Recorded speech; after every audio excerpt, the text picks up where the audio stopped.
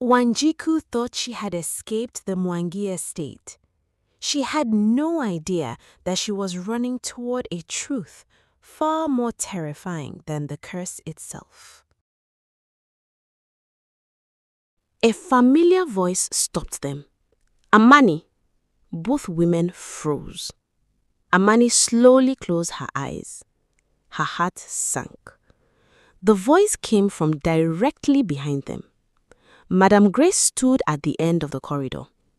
Her sharp eyes settled on Amani. She walked toward them slowly. Every step echoed through the silent hallway. She stopped in front of Amani. The kitchen is waiting. Why are you still here? Amani lowered her head. I was taking the new maid to the servants' quarters. Madame Grace glanced at the disguised servant. Wanjiku kept her head lowered. She didn't speak. For a long moment, Madame Grace studied her. Then she nodded. Take her. But don't be late. Mr. Baraka dislikes lazy servants. Yes, madam. Without another word, Madame Grace walked away. Neither of them moved. They waited until her footsteps disappeared. Only then did Amani whisper, We're safe. For now. She turned. Come. The two hurried through a narrow servants' passage. Soon, they reached a small wooden door at the back of the mansion. Amani slowly pushed it open. Cool morning air rushed inside. Beyond it, servants carrying baskets of vegetables, firewood, and fresh milk moved in and out of the service yard.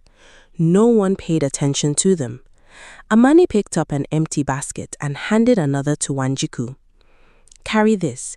It'll help you blend in. Wanjiku took the basket. She pulled the headscarf a little lower over her face. Together, they joined the line of servants heading toward the service gate, one step closer to the truth. The line of servants moved slowly toward the service gate. Wanjiku kept her eyes fixed on the ground. Her heart pounded against her chest. One by one, the guards checked each servant before letting them pass. Amani leaned closer.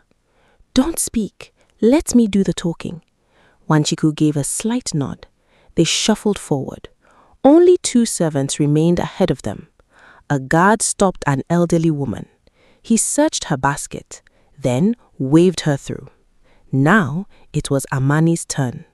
The dad glanced inside her basket. Kitchen supplies? Yes. He nodded. Then his eyes shifted to Wanjiku. She tightened her grip on the basket. The guard frowned. I haven't seen this one before. Amani answered without hesitation. She started yesterday. The housekeeper assigned her to the kitchens. The guard looked unconvinced. He stepped closer to Wanjiku. Raise your head. Wanjiku's heart nearly stopped. Slowly, she lifted her face just enough to obey. The guard studied her for a long moment, then reached toward her headscarf. Just as his hand touched the fabric, a loud voice called from behind, Guard! Another servant came running toward the gate. The milk cart has overturned. The guard cursed under his breath. He looked back at Wanjiku, then at the commotion. Finally, he stepped away. Go, both of you. Amani didn't waste a second. She bowed respectfully. Thank you. The two women walked through the gate. They kept walking. Neither of them dared look back. Only when the mansion disappeared behind the trees did Amani finally exhale. We're out. For the first time, Wanjiku was beyond the walls of the Mwangi estate. They walked in silence.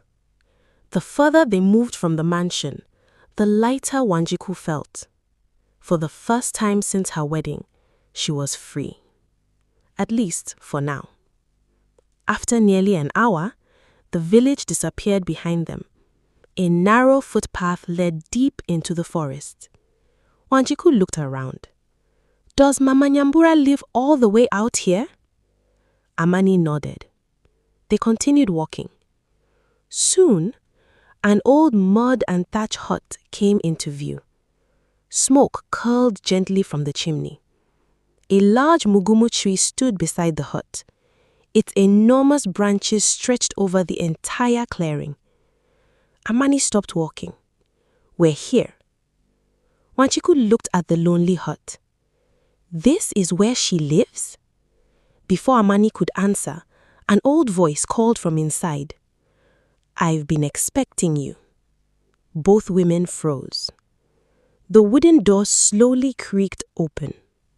An elderly woman stepped outside. Though her hair was completely white, her eyes were bright and piercing. She looked directly at Wanjiku. I wondered how long it would take before another Mwangi bride found her way to me. Wanjiku's heart skipped. You know who I am?" The old woman gave a sad smile. "I know exactly who you are." Then her expression grew serious. "And if you truly want to live beyond the seventh sunrise, you must hear the story from the very beginning." She stepped aside. "Come in." The old woman led them inside. The small hut smelled of burning herbs. She motioned toward 2 wooden stools. "Sit." Neither Wanjiku nor Amani spoke. The old woman settled beside the fire. Then she sighed. "My grandmother was the village healer before me. When she grew old, my mother took her place. And before my mother died, she entrusted the truth to me." She paused. "For generations, every woman who married into the Mwangi family has shared the same fate." Silence filled the hut. Wanjiku slowly shook her head. "No, that can't be true." The old woman met her eyes. "I've watched it happen, more times than I care to remember." Wanjiku's voice trembled. "But why? Who started all this?" The old woman slowly reached for an old wooden chest beside the fire. Its lid creaked as she opened it. Inside lay faded letters, old photographs, and a worn leather-bound journal. She gently lifted the journal. "It all began many generations ago. My grandmother wrote down everything her own grandmother told her." She placed the journal in Wanjiku's trembling hands. She took a slow breath. "It began many generations ago, when Chief Mwangi ruled this land. One day, a widow was accused of practicing witchcraft. Wanjiku frowned. Was she guilty? The old woman slowly shook her head. No, she was completely innocent. But the village was frightened. They demanded her death, and Chief Mwangi believed him." Silence. "He ordered her to be buried alive." Wanjiku covered her mouth. "Buried alive?" The old woman nodded. As the earth closed over her, the widow cried out. She paused. She cursed Chief Mwangi and every generation that would come after him. Silence filled the hut. Wanjiku's heart pounded. So that's how the curse began. The old woman nodded. The widow's curse did not strike immediately. For 4 years, nothing happened. The villagers believed her words had died with her. She paused. But on the 4th year, Chief Mwangi's eldest son died without warning. Silence. 4 years later, another member of the family died. And 4 years after that, another. Wanjiku found. So, the curse claimed one life every 4 years? The old woman nodded. Yes, for generations, the Mwangi family lived in fear. They searched everywhere for a way to break the curse, but they found none. She sighed. Until one day, a desperate family elder consulted a powerful diviner. Wanjiku leaned forward. What did he say? The old woman's face hardened. He said the curse could be delayed, but only if another life was offered in its place. Silence filled the hut. Wanjiku's heart pounded. Another life? The old woman nodded slowly. From that day on, whenever the 4th year came, the family hurried to find a bride. The curse would claim her instead, and the family would be spared for another 4 years. Wanjiku's face turned pale. They've been sacrificing innocent women all these years? The old woman lowered her eyes. Yes, and now the 4th year has come again. She looked directly at Wanjiku. You are the next sacrifice. Wanjiku slowly shook her head. No, there has to be another way. There is, the old woman replied quietly, but it comes at a price. Hope flickered across Wanjiku's face. Tell me. The old woman looked at Amani, then back at Wanjiku.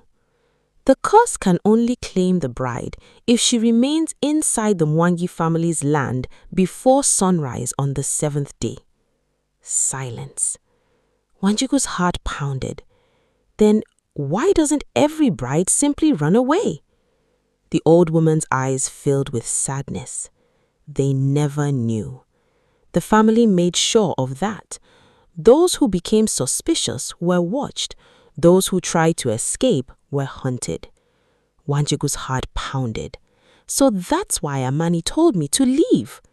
The old woman nodded. She has risked everything to bring you here. She looked at Amani. If the Mwangi family discovers what she has done, they will show her no mercy. Wanjiku slowly turned toward Amani. Her voice was barely a whisper. Is that what happened to your mother? Amani lowered her eyes. A single tear rolled down her cheek. She gave the faintest nod. Yes. Silence filled the hut. Wanjiku reached for Amani's hand. I'm so sorry. Amani forced a sad smile. My mother always said, if you have the chance to save an innocent life, you don't count the cost. The old woman suddenly looked toward the doorway. Her expression changed. You must leave. They know you are gone. Amani quickly rose to her feet. We have to go. The old woman nodded. You've already stayed too long. Wanjiku stood. Which way? The old woman pointed toward a narrow path disappearing into the forest. Follow that trail. It will lead you to the old bridge. She looked directly at Amani. You know what to do. Amani nodded. I do. The old woman turned to Wanjiku. Whatever happens, do not stop running. Wanjiku's heart pounded. What about you? The old woman smiled gently. My place is here, but yours, she looked toward the forest, is far away from the Mwangi family. Amani reached for Wanjiku's hand. We have to leave. Without another word, the two women hurried into the forest. The old woman watched until they disappeared among the trees. Then her smile faded. She whispered to herself, they're coming. Amani led Wanjiku deeper into the forest. They